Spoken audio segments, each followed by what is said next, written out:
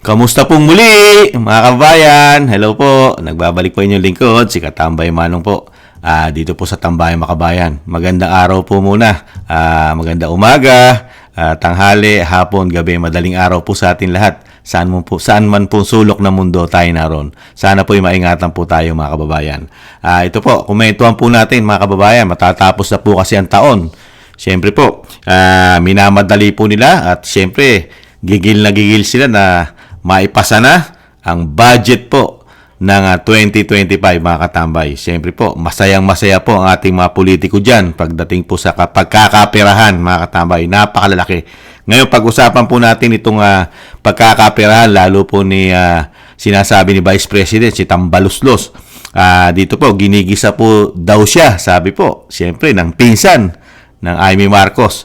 At may usapin din po sa Senado, mga katambay, about sa pera. At syempre, ang isama rin po natin sa kukomentuhan yung pag-meeting po. Nag-meeting naman po ang Pangulo. At syempre po, kasamang Speaker at ang Senate President, mga katambay. Tungkol pa rin sa pera, mga katambay, at mga proyekto ng gobyerno sa susunod na taon. Ito po, umpisahan po natin itong binulsa daw po, naibulsa na o ibubulsa at kinwestiyon daw ng pinsan na si Senadora Ay Marcos ang budget po ng speaker, mga katambay, at nasaan daw napunta o saan gagamitin ang 26.7 billion, mga katambay. Pakinggan po natin at komentuhan po natin. At gusto ko lang humirit. Nagulat din ako sa AKAP at mas lalo akong nagulat sa halaga. 26.7 billion. Isang programa na ngayon ko lang natuklasan at ngayon lang narinig, pero may bilin dito sa text, all soft projects including AKAP must go through the office of the Speaker. AKAP, AIX, TUPAD, MAIP for the PI and other efforts. Yes, Senator J.B. Ako rin medyo naging curious sa AKAP ngayon ko lang narinig eh. No? Siguro can ask DSWD, what is this program about? Is it just between the House and, kasi wala akong kami sa Senate na alam niyan eh. So is it with DSWD and the House of Representatives, yung program? Thank you, Madam Chair. Madam Chair, ACAP is just as foreign to us, technically, as Senator Bato, as it is provided Yes, in Yusek line Dimapuro, I understand that it's under the DSWD budget. If you recall, in the Senate, I handle the DSWD budget, but like the COMELEC's mysterious addition of 12 billion, this 26.7 billion in the budget of the DSWD is alien to me. Yes. Madam Chair, if DSWD declares that is foreign to them, saan galing itong budget? Baligtad na pala ang budgeting process natin. Ang Kongreso na magde-decide kung anong project i-implement ninyo. Hindi pala kayo nagre-request sa Congress na project na papunduhan, program na papunduhan. Baliktad, iba ba? Madam Chair, it is not an exclusive project or program for Congress. It will be regular program, but it is technically foreign in the sense that it has no guidelines yet. Yes, Yusek So it does not Dimapuro, did you exist request as a for this program. project? Was it in the NAP? It was not. No. There we go. Yes. Do we allot sums of money, enormous sums of money such as this, almost 27 billion, for a project or a program that is undefined, unnamed, unfamiliar, with no guidelines whatsoever, with no target beneficiaries, and is just left open? Is this the usual practice in the DSWD? Not necessarily a usual practice Not in the necessarily. DSWD. So sometimes DSWD has these magical projects that no one has ever heard of before? We don't create magical projects, Madam Chair. These are But part when of is the it GAA. necessary? You said not necessarily. So there are times when it is necessary to invent projects? There are times when there are necessary projects to Ayan po, mga tambay. Mahaba po yung hearing nila yan. Nakita po natin kung paano po sila mag-magic o magdagdag. Yan nga po yung sinasabi ng Vice President. Yan yung sinasabi pong magic extraordinary, mga katambay. Yung programa po ay meron na pong programa ang DSWD. Pero ang House po sa pangunguna po ng Speaker ay gusto rin pong magkaroon ng sarili niyang yatang programa. Yung sinasabing AKAP, ito po ay pang-suporta po ito parang ayuda rin po mga katambay. Ibang klase, no? Legislative yan. Legislative, mga katambay. Nagpapaka-executive. Trabaho po ng sa executive branch po yan, mga katambay. Ang gumagawa po niyan, unang-una, DSWD at mga LGUs. Diba? Pero, legislative, mga katambay. Mga batas po ang binabalangkas yan.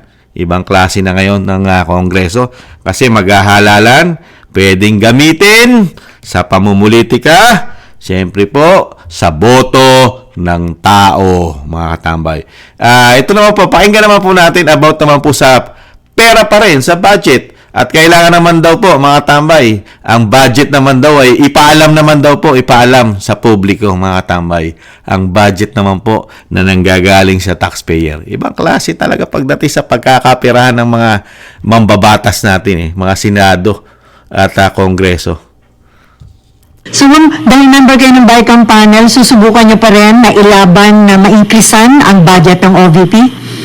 Oo naman, kasi sa palagay ko tama naman, kasi marami talagang servisyon binibigay ng OVP, tumutulong sa iba't ibang transportation, medical, sabi nila duplication, alam natin duplication, pero kung titignan mo yung ating budget, dami-dami kaya duplication, pasok kaya yan, may assistance sa DA, may assistance sa DOTR, may assistance din at ayuda dyan sa DSWD, talaga naman duplication, hanggang kaya at sino yung sektor na alaga mo, di syempre natutulungan mo kung ituturing nilang duplication yan, katutak na duplication sa ating buong budget. Mga magkano naman sa tingin niyo dapat i-increase sa budget ng OVP? Ayun na nga, ang tinitingnan namin kung anong maaari, pero hindi nga kami binigyan ng anumang pagkakataon na pag-usapan yung halaga. Kasi right away, ang pagkasabi, kinakailangan pareho ang total sa Congress. Sabi ko, bakit? Bakit tayo sunod-sunuran sa Congress? Anong meron doon sa Congress na yun ang numero na nakapako sa bato? Anyway, ma'am, sumulat po kayo kay SP Escudero, nanawagan kayo ng collaboration at transparency sa pag-finalize ng 2025 budget. So, conforme naman po kayo sa naging tugon dahil alam ko nag-meeting kayo nung mag-open ng BICAM nung Thursday, bubuo ng technical working group, sila yung mag-uusap, pero ang sabi, bago daw ho aprubahan nyo ng BICAM, bibigyan ng chance ang mga member ng BICAM na ma-review yung parang magiging final version ng budget. Tama, ay yun ang sabi. Pero, oo, nag-picture taking na naman kami para December 4 daw. May meeting daw ulit. Tingnan natin. Sana may konting debate at sana medyo transparent, ano? Kasi alam natin, hindi naman kayang pag-usapan ng bawat salita, ang bawat numero doon sa budget kasi kalaki-laki naman, hindi na kami matatapos kailanman. Pero sa kabila nun, sa palagay ko, may karapatan ang publiko na malaman kung saan pupunta yung buwis nila, yung malalaking halaga. Kahit yung malalaki man lang, at least madebate at suriin ang maigi ng taong bayan. Ma'am, may commitment ba na i-update kayo lagi kung ano na yung itinatakbo ng technical working group sa kanilang pag-reconcile sa mga disagreeing provision? Ay, may sabing ganon, pero wala pa akong naririnig mula nung nagkaroon ng BICAM opening. I haven't heard anything, wala naman update pa ang binibigay sa akin. Hindi ko alam kung hindi pa sila nag-meeting, pero dapat nag-meeting na sila itong long weekend. Kasi Yan po, mga tambay, narinig na naman po natin ang Senadora Amy. Dito po, sinasabi po niya na yung about din po sa budget po ng OBP ni Vice President Sara Duterte, di ba? Na kailangan daw po ay madagdagan o sinasabi. Pero hindi pa nila napag-usapan sa BICAM mga katambay, na kailangan daw po madagdagan dahil marami naman daw pong duplication. Totoo naman po yun. Lahat naman po ng ahensya ng gobyerno, lalo po sa pagtugon, may duplication sa DSWD.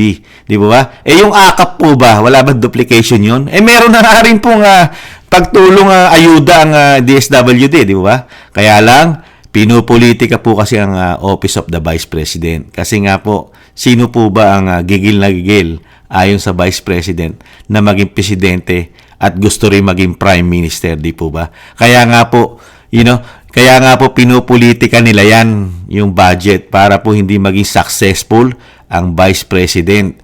Tinatamnan pa ng maraming issue yan about sa pera, sa paggastos, sa korupsyon. Di ba? Dinadala nilang pilit. May anomalya, may korupsyon. At syempre, nagpapabango po ang senadora, idinugtong din po niya na kailangan din daw po maging parehas, transparency sa publiko.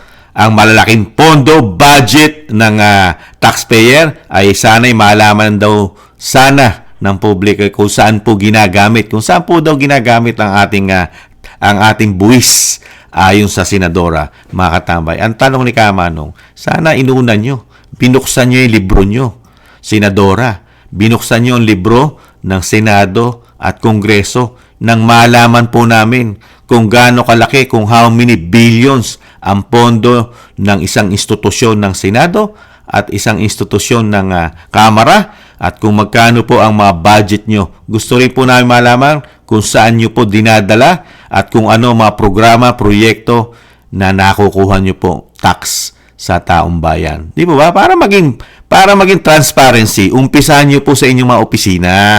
Hindi po doon sa mga opisina na sinasabi po, opisina ng Vice President. Kailangan pati rin kayo, buksan nyo ang libro nyo sa taong bayan. Di ba? Ito, isama na rin po natin ito mga kababayan. Ito pong isa pang pagmi-meeting. Pera na naman din mga tabay, pera. Isama po natin. Ay, nako. Basta sa pagkakaperahan, ang bagong Pilipinas, masisipag mga tambay. Masisipag. Nakita nyo, madali sila umaksyon, madaling solusyonan ang problema pagdating sa pagkakaperahan. Pinulong ni Pangulong Ferdinand Marcos Jr. ngayong araw sina Senate President Francis Escudero, House Speaker Martin Romualdez at mga pangunahing economic managers sa Malacanang. Pinalakay sa meeting ang mga prioridad na proyekto ng gobyerno para sa pambansang budget ng 2025. Ayon sa National Economic and Development Authority o NEDA, layunin ng pulong na tiyaking ang pondo para sa mga mahalagang inisyatiba na naaayon sa mga layuning pang-ekonomiya ng Pilipinas sa ilalim ng Philippine Development Plan. Ayon kay NEDA Secretary Arsenio Balisacan, nagkaisa ang Pangulo at Kongreso na ponduhan ang mga proyektong nagsusulong sa socio-economic transformation ng bansa. So, the overall agreement is that all these projects, particularly those that have been committed with our development partners, our ODA, these projects, to the extent that they are so critical to achieving the social and economic transformation that we are aiming for, will be funded in 2025, and the President got that assurance. Kaya po mga tambay, yan, budget na naman po yan for 2025. Talagang isusulong daw po mga tambay ang siyempre po ang ating ekonomiya at mga proyekto po, programa ng bago na naman po programa, proyekto na tututukan ng Pangulo mga tambay. Dito po ba? Dahil po tapos na tayo sa programa na ipinagmalaki po ng 5,500 flood control mga tambay. Tapos na po yon. Achievement na po yon. Nasa history na po ng better more yon. Better more ng ating Pangulong Marcos. Kasi ang build ay kay dating Pangulong Duterte. Di ba? Pero dinugtungan niya po yun, di ba? Better more. Kaya yon, nahihilera na po yon sa better more. Better more ang 5,500 flood control. Nagastos na po yon. Tapos na po yung pondo natin doon, mga katamay. Tapos na po yon. Dahil po meron 2023 at 2024 na budget po na hinawakan ang bagong Pilipinas. Kaya po yung mga programa na natapos na, yung budget ng 2023, 2024, 2023 ay nasama na po yun sa Better More project, mga katambay. Ito po, may bago na naman po na sinabi po at nagpulong pa mga tambay, nagmeeting ang Senado, ang Speaker at ang Senate President, mga tambay, at siyempre po ang NEDA dahil po sa kanilang gagawing mga proyekto, mga katambay. At poponduhan, mga katambay, siyempre ang pagyabong ng ekonomiya, mga katambay. Pero sana yung sinasabi ng yung sinasabi ng Vice President na talagang tutukan, pero parang malabo na matutukan kasi 3 taon na, mga katambay. 3 taon na. Hindi po natututukan ang talagang pangangailangan ng taong bayan, trabaho. Trabaho, at syempre po, wala ka ng trabaho, napakataas pa ng bilihin, napakataas pa ng bayarin. Dahil halos ang sinasabi ko nga, lahat ng halos na may-ari ng ating mga pangangailangan araw-araw ay pag-aari ng oligarko. Alam naman po natin na oligarko puro negosyo po yan. Negosyo. Hindi naman katulad ng gobyerno yan na po pwede pong magpalugi dahil pera po at taxpayer po ng taong bayan ang ginagamit po ng gobyerno. Ang oligarko, pagka ang oligarko na may-ari, puro negosyo na po yan. Negosyo, business. Di po ba? Kaya nga po ubod ng mahal ang ating kuryente. Ubod ng mahal ang ating tubig. Di po ba? At pati po ang ating karsadahan, ang ating binabayarang karsada, mahal, mga toll. Di ba? Kaya nga po, ito po, masayang-masaya po. Masayang-masayang Pangulo. Siyempre, 2025. Budget na naman, mga tambay. Ubod na laki dahil hindi po bababa sa 6 trillion, mga tambay. Trillion, mahigit 6 trillion po ang budget po ng 2025 sa bagong Pilipinas. Napakalaki na po ng ating utang, mga tambay. Isang damukal na utang na po ang naranasan ng ating bansa na wala naman pong sinasabing better, better, more. Hindi katulad ni dating Pangulong Duterte, nakautang ka man nung mga panahon na yon, pero nakita mo ang inutang mo, yung build, isang damukal na napagawang mga airport, karsada, at isang damukal na mga proyekto, pati nga subway, di ba? Inuumpisa na. Kahit sabihin mo, saka napakarami nagpipinance sa atin ng mga panahon na yan, di ba? Nagpipinance po, sila ang nagpipinance sa mga proyekto. Pero ngayon, nag-aatrasan po eh. Katulad po nung sa Mindanao, yung proyekto po sa Mindanao, di ba? Mukhang napolitika. Kaya nga po, wala pong mga proyekto po halos sa Mindanao ngayon dahil nga po, hindi po yata nalagyan ng budget ang Mindanao, mga katambay.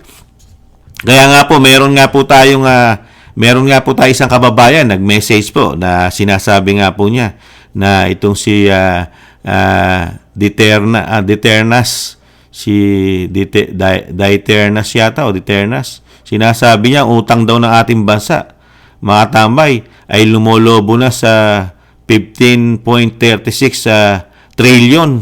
Wala pang 3 taong na pamamahala ni Pangulong Marcos Jr., mga tambay. Lumobo na nasa 15 ang nautang na po ng Pangulong Marcos ay umaabot na po sa 15.36 trillion. Wala pang 3 taon, mga tambay. Ibang klase po. At nakita po natin ang mga programa po nito, yung mga inuutang po ng bagong Pilipinas. Nakita naman po natin nasa better, better, more. Yung flood control. Yung pinureyekto po nila, yung programa po ng investment, di ba? Maharlika Investment. Yan, proyekto po ng better, better, more yan, mga tambay. At yung paglipat po ng pera ng PhilHealth ay kasama po sa proyekto yan dahil nilagay rin daw po nila sa proyekto ng better, better, more yan. Saka yung pagbenta po yata ng napakaraming ginto, baka ginamit din po sa better, better, more yan. Di ba? Ayan po ang nangyayari po sa ating bansa, lalo po sa kaperahan. Magtatatlong taon na, pangatlong budget ito, mga katambay. At isa pa, yung sinasabi nga po natin, mga kababayan, talagang sinasama po nila sa pamumulitika ang budget, mga katambay. Dahil sa laki po ng budget, pero pagdating po sa budget po ng Office of the Vice President na napakarami pong natutulungan at programa ang Vice President, pero sinasabi nga po nila, ito meron na rin ang DSWD. Pero pagdating naman po sa Kongreso, ganun din. Ganun din po ang programa. Kaparehas din po Parehas din ng mga programa na meron po sa DSWD ang ginagawa ng Kongreso na hindi naman nila trabaho. Dapat nga, di ba? Dapat yung binibigay nilang pondo, yung binibigay nila sa halimbawa AKAP, isang damukal na pondo po na pera po yon, yung gagasusin po nila sa AKAP ng Kongreso na hindi naman nila trabaho yon. Never nilang trabaho yon. Yung AKAP, hindi nila trabaho yon. Trabaho po sa executive po yon. Hindi trabaho ng legislative na magkaroon po ng ganyang programa dahil sila po nasa legislative sila. Hindi po sila sa part. Dapat po yan, ginagawa po yan katulad po ng sa executive. Kasama na po dyan hanggang LGUs. Di po ba? Pero naikisama ang Kongreso.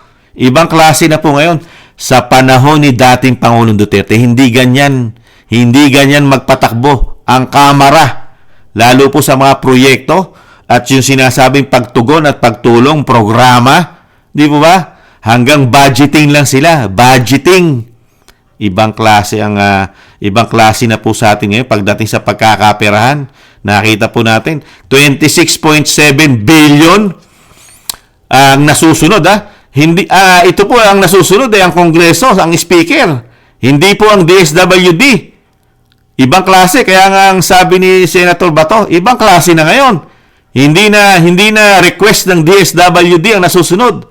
Antimano nanggagaling na sa Kamara ang programa at sila na rin ang naglalagay ng budget nito.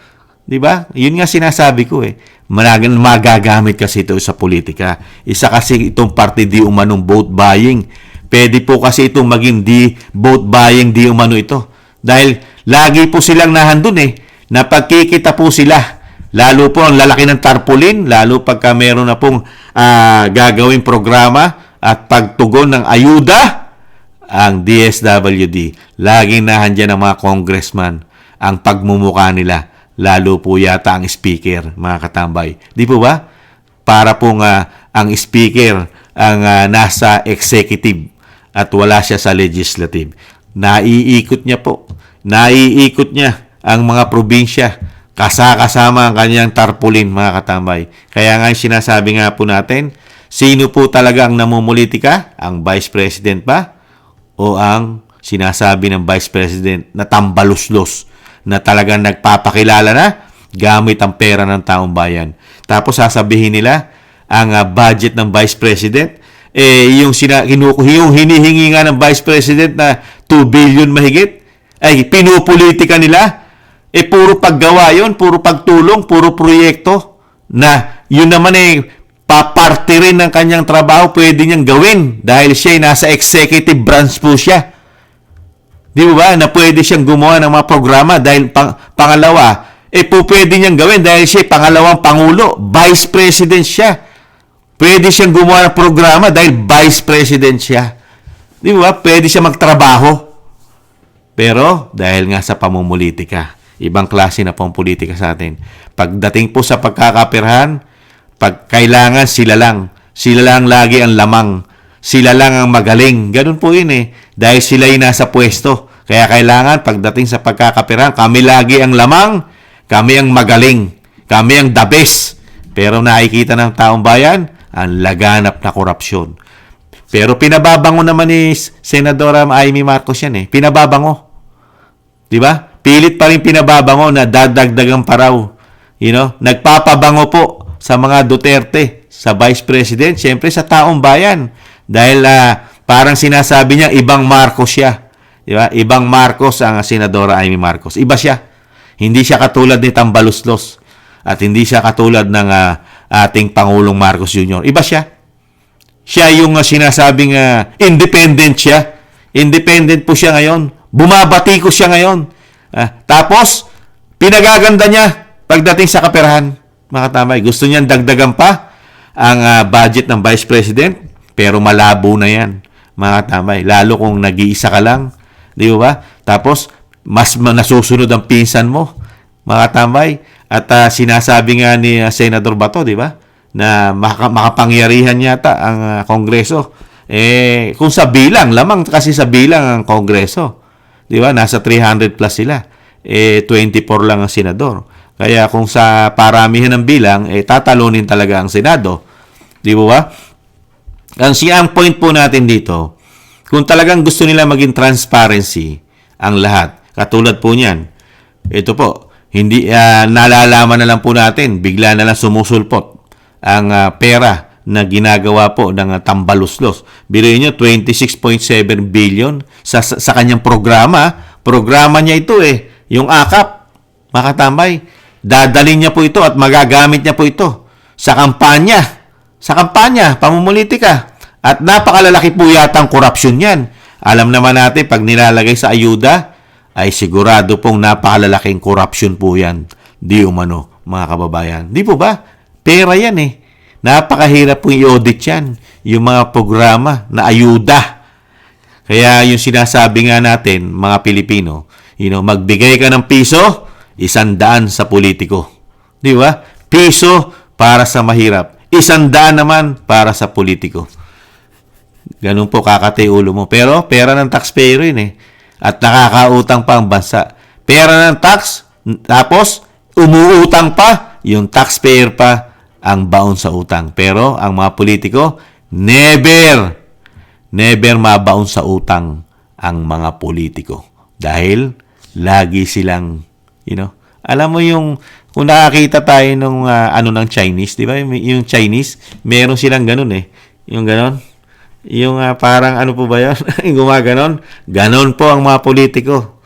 Sumasalok, puro pa ganyan.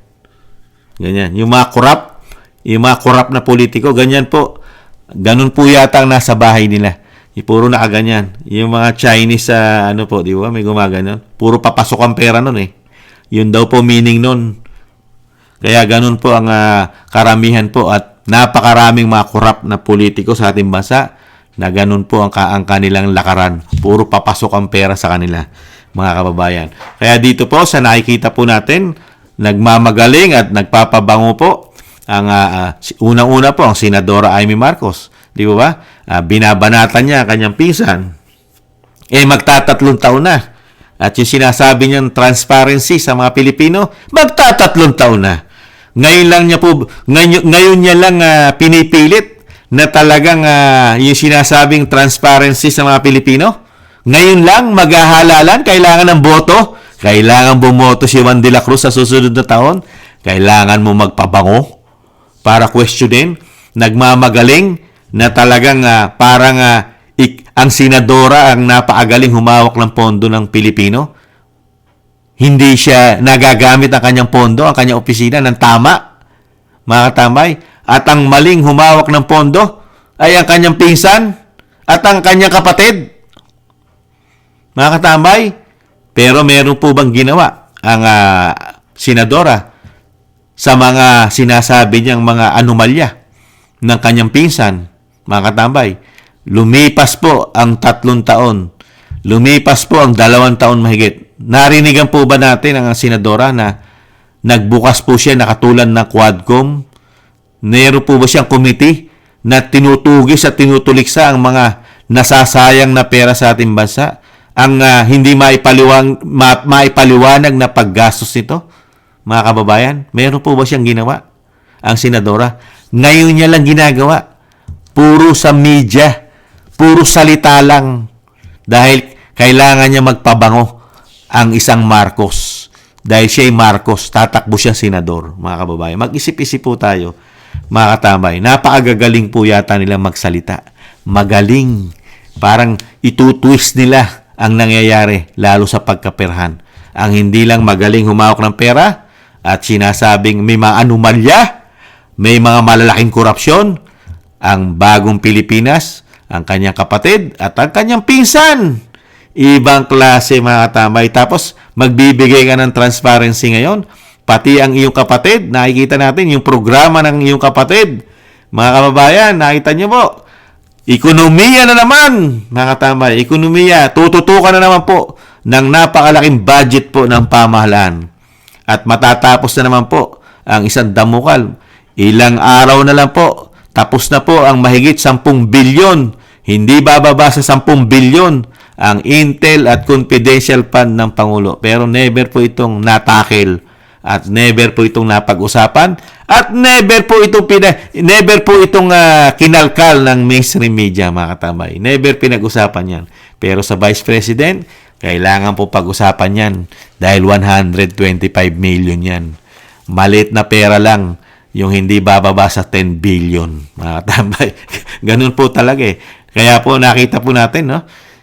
Confidential Intel fund pa lang ng Pangulo, napakarami ng maipapagawang mga proyekto na pwedeng maging negosyo o magiging trabaho ng mga Pilipino.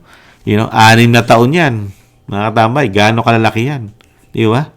Ibang klase po pagdating po sa paghawak ng pera ang ating gobyerno ngayon. Nakikita ng mga Pilipino ang mga programa. Kaya nga po nag-aaklas na po mga Pilipino ngayon dahil nga po sa nakikitang pagtugon ng inyong kapatid, Senadora Amy. Nakikita ng mga Pilipino ang pagtugon ng inyong kapatid at ang iyong pinsan na speaker na nasusunod po sa budgeting. Kitang-kita po. Kaya nga po ang ating mga kababayan sa EDSA ay patuloy po na gusto nang umalis ang administrasyon ng inyong kapatid. Gustong-gusto na ng mga Pilipino. Kung ang Pilipino po ang masusunod ora mismo, gusto na po kayong sibakin. Sibakin na po. Dahil nga po, magtatatlong taon, ganyan lang po ang binigay nyong trabaho, binigay nyo sa mga Pilipino, sa kabila ng isang damukal na pera, ang ibinibigay ng mga Pilipino, para yung pagtugon sana ay makita ng mga Pilipino, maranasan yung mga pangako na ipinangako nyo nung halalan. Pero, nung maupo po, iba na po ang naging pangako, mga katambay.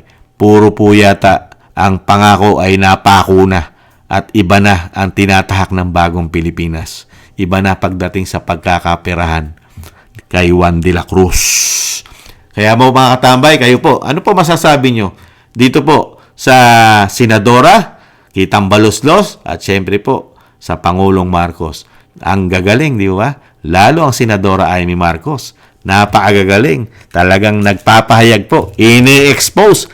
Nag-expose po siya. Ini-expose po niya ang sinasabing extraordinary o korupsyon ng kanyang pinsan. Pero never niya in-expose. At sinasabing inimbestigahan sa Senado.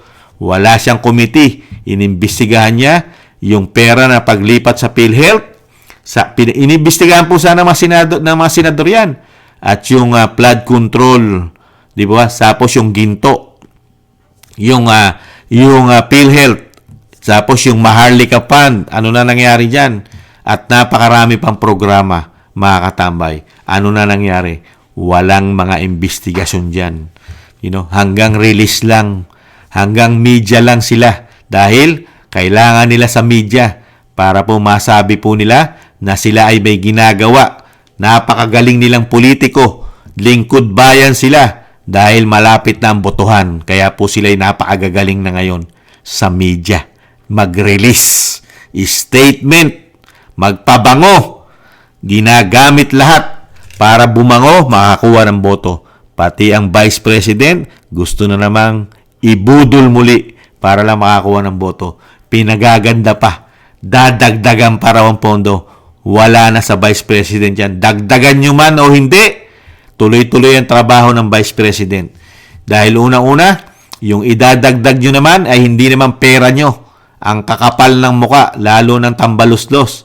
Kikapal-kapal ng pagmumuka, mga katambay. Sobrang kapal ng pagmumuka. Iniipit nila ang budget ng Vice President, hindi naman nila pera. Pera yun ng taong bayan, pero sila ang nagiging boss ng pera ng taong bayan. At sila rin ang nanggigipit. Kaya nga sinasabi nga natin, kay kakapal ng mga pagmumuka ng mga ito. Samantalang pag sa kanila, isang damukal ang gusto nilang ilagay sa kanilang sinasabing proyekto. Ibang klase ang sinasabi ng Vice President, ang tambaluslos. Muli po, si Katambay Manong po. Maraming salamat po sa mga gusto po ng ating Tambayang Makabayan sa YouTube at TikTok. At ganoon din po sa mga nagla-like, share, subscribe, and comment. Maraming salamat po mga tambay. Sa muli po, paalam. Bye-bye.